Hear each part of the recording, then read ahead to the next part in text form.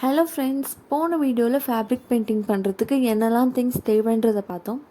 இந்த வீடியோவில் அந்த திங்ஸ் எல்லாம் யூஸ் பண்ணி எப்படி ஒரு ஃபேப்ரிக்கில் அழகாக பெயிண்டிங் பண்ணலான்றதை பார்க்கலாம். இது பார்த்திங்கன்னா ஒரு பேசிக் பெயிண்டிங் தான்.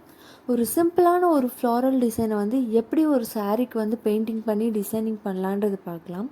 Welcome to our channel sew with Nisha.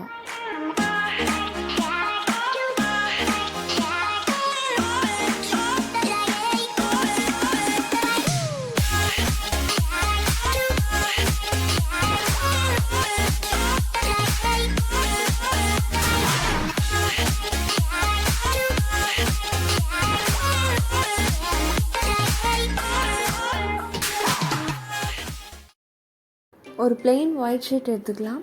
இந்த ஷீட்டில் தான் நம்ம விருப்பப்பட்ட டிசைனை நம்ம ட்ரா பண்ணணும். நான் ஒரு ஃப்ளவர் டிசைன் ட்ரா பண்ணிக்கிறேன்.